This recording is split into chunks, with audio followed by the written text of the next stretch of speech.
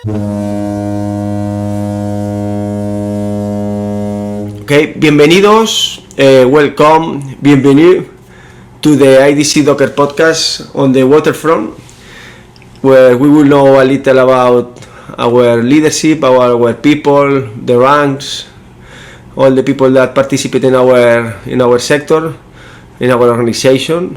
And today we are here in New Jersey in an important week for the ILA with one of our main people on IDC, the Kenneth Riley, the IDC its own coordinator, also ILA vice president from Charleston, South Carolina. Kenny, you are my black brother, as I always say, with a lot of love, of course. We met a lot of years ago. We share a lot of struggles in the last 15 years, especially. I can tell that he is my mentor, so I learned everything that I learned from him, and a lot of beautiful situations, a lot of bad situations too. Yes. For example, last travel to Africa, there are some fights, and I learned from his quietness, his calm. Also in some meeting that he always says, "Jordi, be quiet, don't worry, don't attack them." But I can say that he is my mentor. Is the most that I can tell from him, and I want to thank you to accept this invitation to be part of one of the first chapters of the IDC Dockers podcast on the waterfront.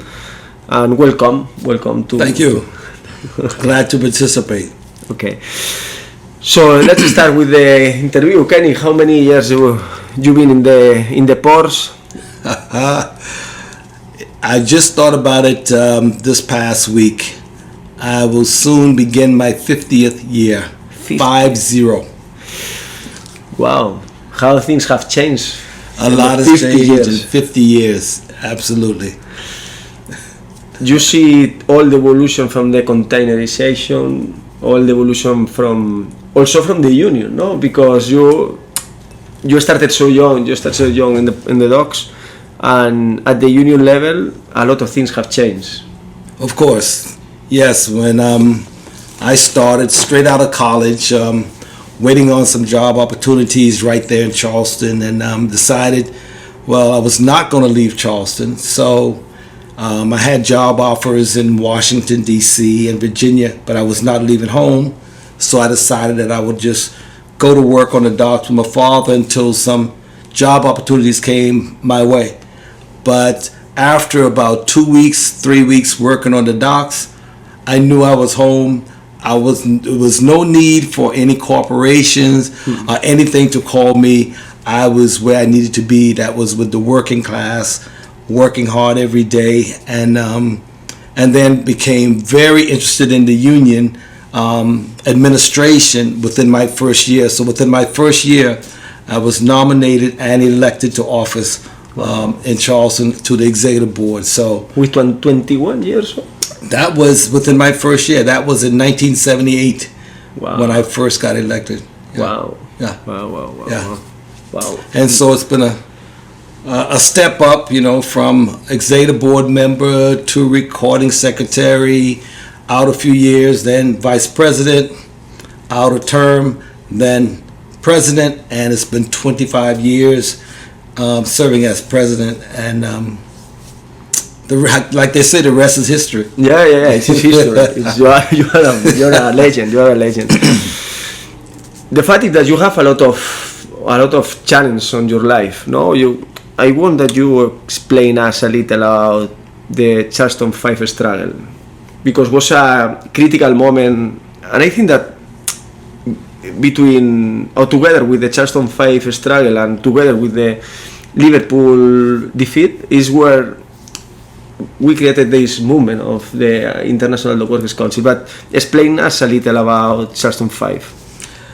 Yeah, the Charleston 5 struggle was very unique in the fact that, we did not understand at first why it was Charleston that Nordana, this Danish shipping company, was going to try to break the hold of the ILA in America.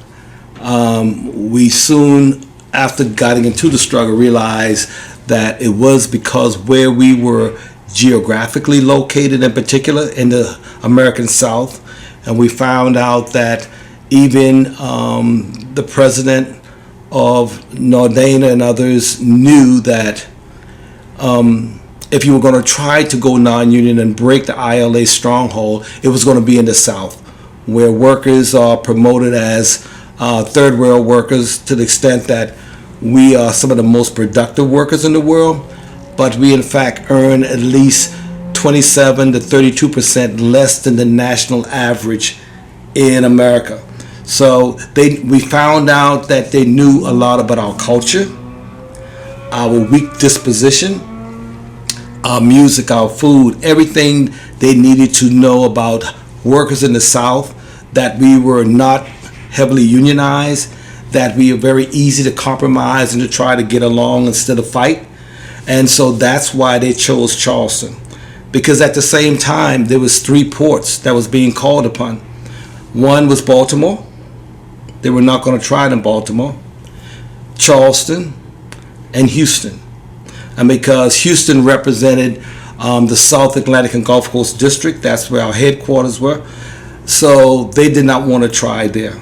But Charleston, South Carolina, because we are the state with the lowest union density, and even as we speak, less than 1.6% organized. That means out of every 100 worker, there's less than 2 workers in South Carolina that would be union. Wow. That's why they decided, let's go after Charleston. Yeah. So, and this was going to be the very first time that a non-union outfit, non-ILA, was going to handle these containers that we had watched, like you said, the evolution of containers from all the handwork, the rolling of the bales. Now all that work is in the containers, and now a company like Nordana was going to try to break the back of the ILA in Charleston and start handling those containers non-union, even though we had lost so many man hours to automation, to the evolution of containers. Yet they were going to try to take those containers away from us. And we know, had we allowed Nordana to succeed, at least where we come from in South Carolina, with all the terrible right-wing politician that comes out of South Carolina, it was going to be the beginning of the end for us. So we had no choice but to take a stand, and not knowing how it would end, but we know that we had to at least begin the struggle, and then hope that as the struggle developed, we would find more and more strategic ways of defeating Nordana and maintaining our jobs.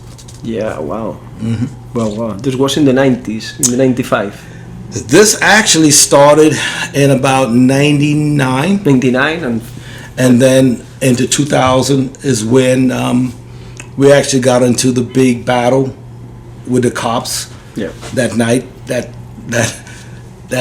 night that we all remember. Terrific night. Yeah, that we actually could have really lost our lives out there because it was just that horrific. But and you know, we had tried unsuccessfully before to try to form our picket lines, try to make sure that no containers would ever be lifted in the Port of Charleston non-union. But our hearts sank into our body when we saw the first ship came into the port, was loaded and left, and for the first time in our history, we were standing outside of the port. So and we watched that happen repeatedly, and it got to the point that all we were doing is standing there with our picket signs. Ship comes, ship leaves, and we're still there. And so we decided that we had to ramp it up some. We had to draw some attention of the state, the Port Authority, and others that said this will not continue, because each time this ship comes, we were going to ramp it up even more with more protests and so forth. So, and then that led to that night when we decided that we were going to have to still take the stand, and of course in the midst of 600 cops guarding the Port Authority, we had a lot of sacrifice that night. A lot of folks got hurt. I myself, picked up 12 stitches in my head from a police baton. And out of the 9 that was arrested that night, 5 was indicted, and was really facing up to 20 years in prison. And I think that particular night, that struggle is really what caught the attention of the world, because every news network, that was their main story the next morning. And so when Jack Heyman and those on the West Coast, who was, sort of following the development of the IDC from the Liverpool dockworkers struggle just, 4 or 5 years earlier, was actually the one that started talking to us about, what this means, and we should talk to Julian and those who were actually in Pat Riley and all those who were trying to get the IDC up and running. That was going on one side. And then, like we spoke about what happened in Barcelona with your father. Yeah. And the fact that that was such a important development in the struggle, that when they realized for the first time, when that letter was presented to the captain, that if the ships are not loaded in Charleston with professional dock workers, meaning the ILA, they would have some issues with it if it came back to Barcelona. That's when they realized we had an international connection. Even though it was in its infancy, it was just that baby was just being born, but the impact, how it resonated with Nordana, made all the difference in the world. I think that really did capture their attention. Yeah, I think that this was the first moment, no, that the dock workers say, hey, we can organize globally, no? And I think you mentioned Pat Riley, Julian Garcia, that was one of the main key player on the IDC and the foundation. You are the only active that it's still inactive in the ports, and we spoke so much with all of them that this moment was one of the key moments for all of us. So at that moment, a group of ideology or utopic people say, hey, we sit on a table and we decide to create the IDC. Explain us a little how you along other legends decide to sit in Tenerife in the 2000 and created this movement, because I think there are 2-3 important steps in the relationship. This was the 2000, the foundation.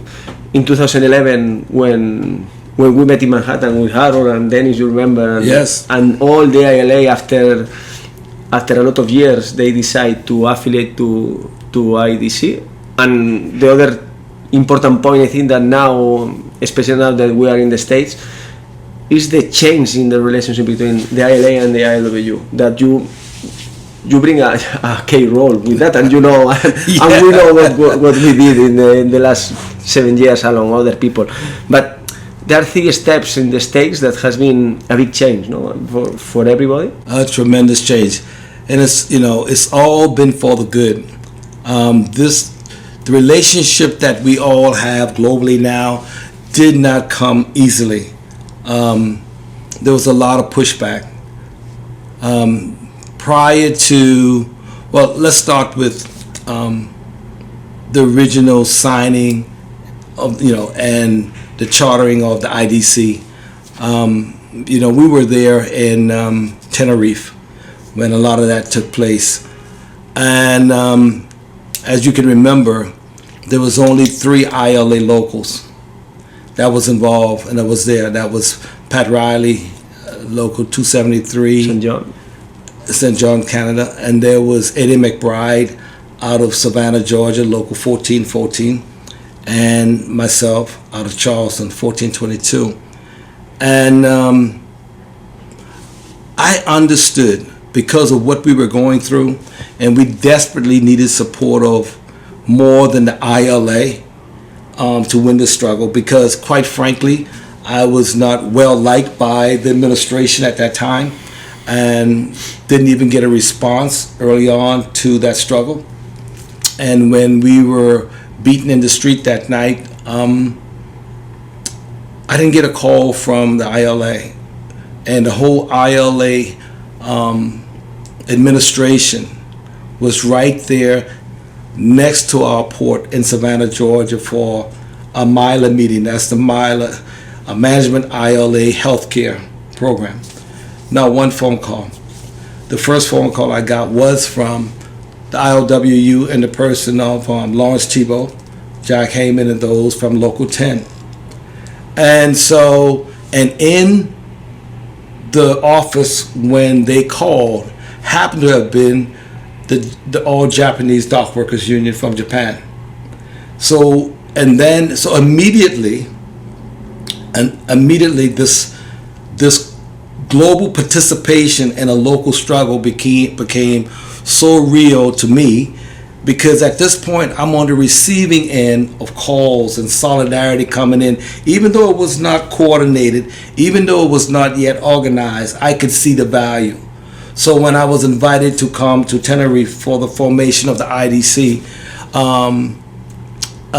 it was a no-brainer. It was an easy sell for me, and I could see right then the value of us coming together and to form a pure dock workers movement, where dock workers would be there to support other dock workers, no matter what the politics are in union. Wherever dockers were in trouble, we would be there. We would find a way to support, even through all the bureaucracy. The dock workers always needed support. So that I bought into that concept right away. It was an easy sell for me.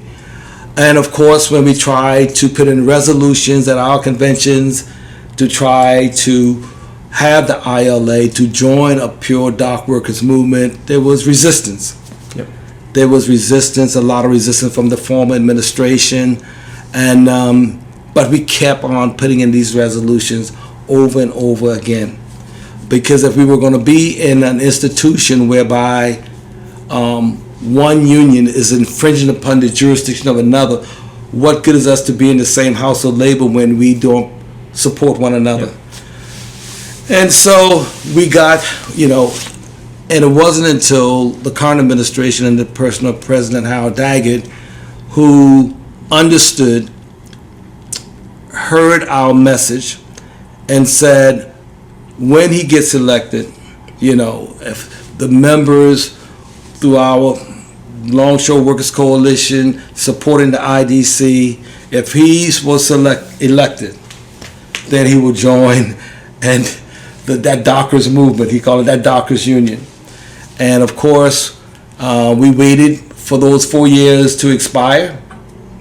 And when he became the president of the ILA, he did exactly what he said he was going to do. Even though, I'll never forget the night we were riding over to meet in Midtown Manhattan for the meeting. And on the way over, he said, well, Kenny, what we will do tonight, we will let the IDC make their presentation, and then we'll come back, and later we'll discuss if this is the way we want to go. But after he went, and we met. I think when we say, hey, we will affiliate to IDC. Yes. When he heard the message, and he heard the sincerity and the dedication that you and others had, he was sold right away. He did not have to go back and think about it. Just like when I bought into it for the very first time, he got it right away, and he understood right then the significance of a global network of dock workers that was not going to be catering to bureaucracy. Whatever it took to get the job done, he would do. And from that day until now, he has kept his word. He's demonstrated through his actions, through his support for the IDC, and that support I don't think has never been greater than it is right now. Yeah, I think you mentioned that I think we are in the best moment of the relationship with the ILW, as I mentioned, Yes, with the MUA, another brotherhood, sisterhood agreements with the port. So I think we are making this a step to the maturity, to this baby that you mentioned at the beginning in Charleston. Yes. Now to the seniority, I don't know if that's word, but it's the seniority. Right, sure. But I think a lot of things have going forward, and you have a key role. The relationship with Willie Adams and now with Bobby Olvera, that is one of us. It's more than the leader from the ILWU now. So it's our friend. Yeah, and I don't want to underestimate the important role that the ILW played in all of this, because prior to the Charleston 5, there had been a significant strain, a very visible strain in relationship between the ILA and the ILWU. That's just being quite honest, okay? But the ILWU was the first to respond to our crisis, and they invited us out to speak at their caucus meeting, and then I was invited to speak at the convention. And they did that in a very bold way, not caring anything about the relationship between the top leadership or just the difference in ideology between the two unions. The fact that we were going through the struggle in the United States, in South Carolina, and there's no degree of solidarity shown would have been, not a good thing for their position or our position as well. How can we ignore the problems right on our back step, and we look and see what we want to help someone halfway around the world, but we got a very serious issue happening in one of the most oppressive states in the country, South Carolina. So to the ILW credit and their leadership back then, through Brian McWilliams, through Jim Spinoza, through Bob McElrath, now to Willie Adams, that relationship between Charleston and the ILW remains to this day. And then from Charleston now to the leadership of the ILA, and through the ILW acting as a conduit to the MUA, to the Maritime Union of New Zealand, and to all our friends in Asia. That West Coast Pacific Rim relationship all came from Charleston to the ILWU to the rest of the Pacific. 100%. And that's how this whole thing has evolved. Yeah. So out of one struggle, and it really didn't become a struggle until we were attacked that night, because it had been going on under the radar, out there protesting on our own. But the one mistake that the Attorney General in South Carolina made is when they got aggressive and ordered 600 cops to attack us with the threat of dock workers defending their jurisdiction would be headed to prison. That's when the struggle took off. So it's been an amazing journey thus far, and the benefits have far outweighed and continue to outweigh the burden we carried and the struggle we faced back in 2000. So, out of that dark moment came a marvelous light, and that light continues to shine bright and brighter every single day. Let's speak about your work in Africa. As we mentioned at the beginning, always travel to Africa, it's an experience. You never know what you can expect there. No. The fact is, since the first time that we went there, as you remember, to Gambia, 10 years ago, 12 years ago, I don't remember exactly, where some people told, hey, where you going to Africa? You cannot change everything. And we say, hey, we have to change the world. And this was our first objective, because we make we saw that we have the same ships, we have the same cranes or similar cranes. Sometimes are better cranes, yes. Sometimes are better cranes and are automated cranes or modern cranes. The only difference are the salaries, no? And I think we make an unofficial agreement especially between you and me, to say, hey, we have to fight for these people. And since that moment, in some countries we have a lot of success. Yes.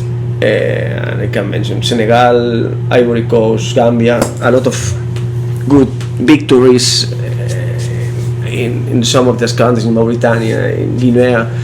We have a lot of issues forward, in Cameroon, a lot of places. In others it's very complicated, no? It's very complicated, yes. And you are doing an amazing work in a challenged place. How do you live this part? You are the king there. You are the king of Africa. Africa is a real challenge, but it becomes more personal to me as a black man whose origin is from the west coast of Africa, knowing fully well that all of the slaves that entered America came from West Africa, up and down that coast. The fact that the city where I live, that I love so much, and where that struggle took place is in the city that was named the capital of the slave trade, Charleston, South Carolina. So there is a real connection to the west coast of Africa. And what I've found in my travel with the IDC, I've been fortunate to go to a lot of these countries, and now working in the Bahamas, another black nation, is where I see the most abuse. I see where our workers are in those countries are being treated far differently than in most of the industrialized world. In West Africa, you probably have a higher percentage of the poorest countries in the world. But we know the same ships that call Spain, France, call the US, Australia, New Zealand, but the conditions are different. And I believe that one thing I did learn in the struggle with Nordana is that we can fight, we can win, but part of that fight, I think as we move forward, we can meet with the government officials there. We can meet with the port authorities and those who run the terminal, they're the terminal operators, but the pressure and the responsibility must be placed on the carriers. They're the ones that will go into a country and participate in with a regime where they know the workers are oppressed, and they sail in and sail out. As long as they're profitable, they turn a blind eye to the conditions of the people who's actually generating the capital for them in that particular port. And I found that something else that worked well for us in the Charleston Five was when we actually took the fight to their homeland, to where those companies are registered. We took that fight to Denmark. We went to Denmark. 3M helped us there. We met with the media, and because these companies, in this case Nordana, had a corporate profile. They had a certain image they want to project as a Danish company. You know, we are a progressive country, we are a progressive company, but you are participating in an oppressive regime with your eyes wide open. So when we take that message to Denmark, and we use the media to our advantage to expose them. How could you be a proud Danish company and this a proud corporate citizen of Denmark, and yet you participating? We show them the dark side. And when we adopt that strategy, maybe we could do the same thing in France with CMA CGM, wherever they are located. Once we have tried to let them know, we have nothing, they would probably say to us, we have nothing to do because we pay the same rates to the terminal operators we pay elsewhere. Well, we are telling you, if you don't believe us, send a delegation with us. Let's go talk to the dock workers. I think we have to get down to that level of making MSC, Genoa, all of them give account. We now have a friend in the Pope. The Pope needs to understand this. So we need to fight at another level now, a public relation campaign. So the spotlight can shine. And so it'll be up to MSC to tell the government, the Port Authority in Togo, you have to do better by the workers, or we may have a problem here in Togo. So I think that will pay greater dividends.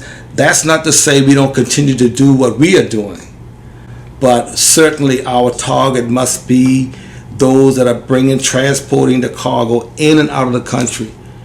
You're the one that caused the foreign capital to flow into that country, and we're telling you, you're also being a conduit to the oppression that our workers are facing. This industry can afford more, and we want safety, we want livable wages, and don't take advantage of the low wages that are there. These global companies should move into an area and elevate above everything else is there. About dignity, we are speaking about dignity. Yes. So I think that's our way forward. Yeah, that we have been with some of the carriers. Do you think that they know what's happening there?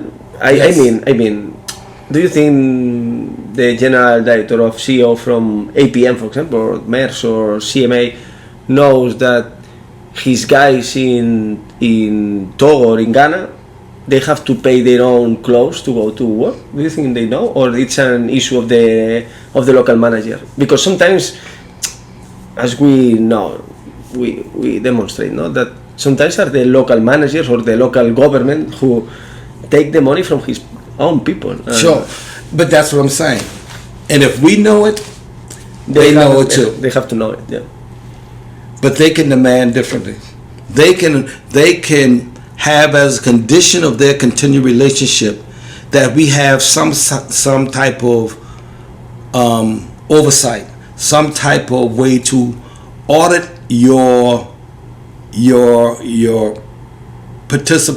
relationship with the workers.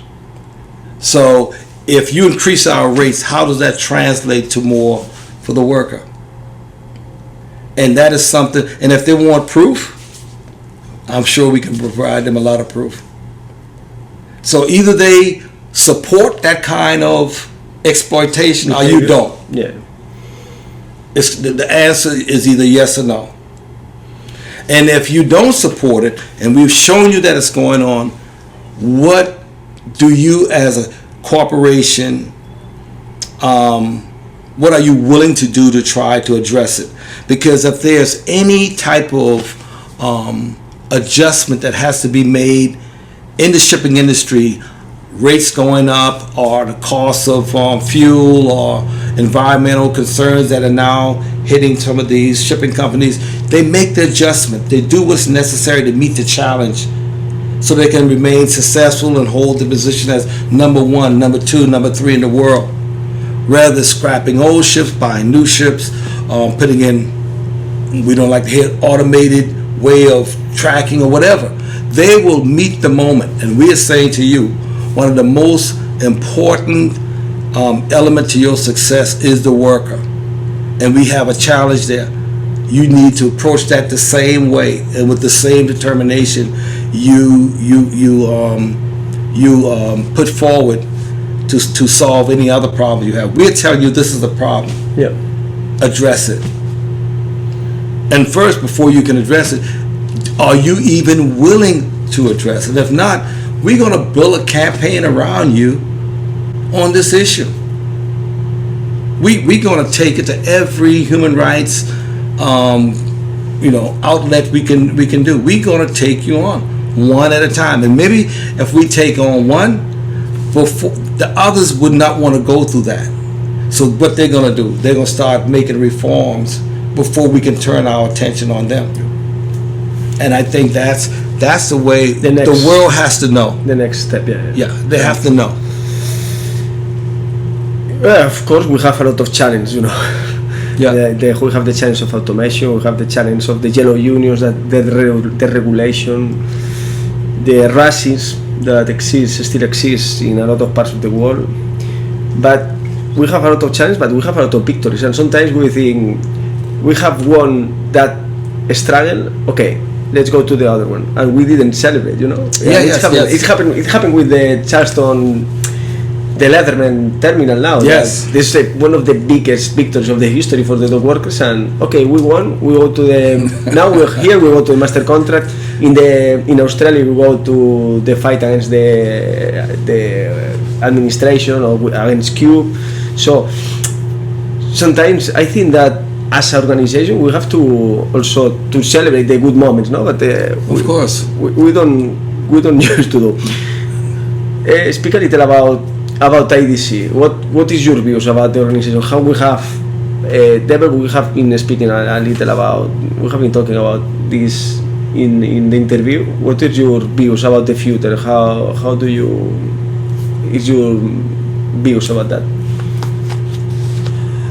I think the future for IDC is IDC is going to remain true to its mission, to its calling.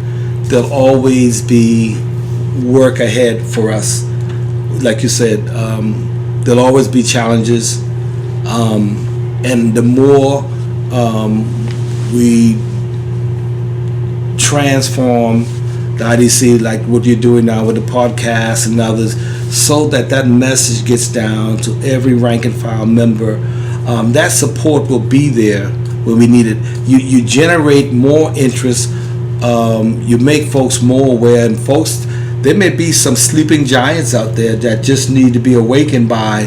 They had no idea. Folks may be walking into our industry for the very first time today or tomorrow. Will get inspired from day one.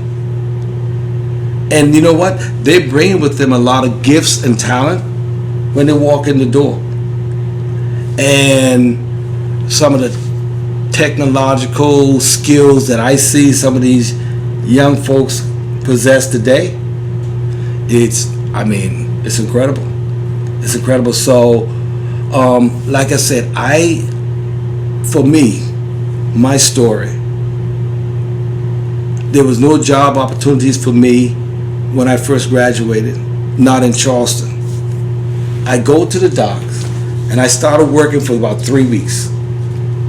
And I knew I don't care who would call, even though the work was hard, backbreaking, everything was manual back then, I knew I had found my place. And if I was going to be on the docks, then I want to find out what this union thing is all about. I go to my first union meeting, and I saw, after experiencing all this work and the physical strength that it required, and it was like a paid workout every day, and the camaraderie between all the brothers on the docks. Well, I want to get involved in the union. I want to be a union member, so I'm gonna go to my meeting. First meeting was horrific. I'm like, I cannot believe it was a lack of leadership. It was chaos. And I went home and I told my brother, if we're going to be on this dock, we got to get involved. So I was inspired in a different way. Not that I was overwhelmed by what I was seeing. It was so great. I was afraid that this good job that my father had and that I was about to get into if this is the kind of leadership we're going to have, it's not going to last. We will lost everything. We will lose it. And when I went to my first meeting, it was 21 years later before I missed my first meeting. And I was already the vice president of the union by then, and I had to go out of town for the union. So I was inspired to work, to stay up involved, to get involved in the negotiations and everything the union was having. So imagine someone now being that inspired in a good way, bringing talents and where they can help elevate and push this movement too. So the future, I think, and what we are doing now, what we did in at our convention, ILA convention, a year or so ago. So many people are still talking about that IDC convention. When is the next one? How could we get more involved? So we just have to tap into that, and I think they would do more work than we could ever dream of. You know, we started, someone has to start it, someone take it along, but then others will just take it to a whole nother level. And I think the young talent and brilliant minds we have coming into this industry, and because our industry is becoming more attractive, at least in the States and in the industrialized world, where the wages and benefits and protection for workers are unlike in no other industry, I think that certainly the future could be very bright for us. One of the things of created this podcast is to kind of arrive to the people, you know? Yes. And especially during the next days, I think I will have the opportunity to interview also to Dennis. He's like you, he's one of my favorite people of the world. And because it's important to make the people know, for example, in that moment in the master content, no, in the LA, we're talking about money, we are talking about automation, we are talking about jurisdiction, we are talking about future. Yes. And I told them the last meeting that we have, I think in Tampa in Florida 2 or 3 months ago, that it put me 60 people that in the unions that say, no, we have to adapt to the automation. No, we have to fight against automation. Against it, yes. The technology must be used to improve the life of the dog worker, not to eliminate the dog worker. And what they are doing is eliminate. And when the unions accept this, it's the end. It's the end. And we have a lot of examples around the world that say, of course, what the fuck is happening here? With 3 people moves 1.5 million in this terminal. Yes. And if we go to Asia, the same. Say we have to explain to people, for example, in this case, in the master contract, no, this fight is not about money. It's about automation. It's about jurisdiction. About the future. Sure. I think this T-shirt I love too much. It's honor the past, invest in our future. I love it. Sure. I love it. That's what it's about. And things like that. Our objective is to, and it was a decision of our General Assembly, of course, and we will take some time to prepare this interview, all the interviews, to can have a good interaction, can be very clear the objectives and all of that. So, last thing, Kenny, as we approach to the 25th anniversary next year of IDC, and at the same time the 25th anniversary of the Charleston 5, we are trying to organize a common event in Charleston in June, if it's possible. I want you to can address to the people a message to our members, to on the ranks and to all the people to participate, to the commitment to with this celebration, and can send a message to the people that are looking this podcast and say, wow, Kenneth Riley.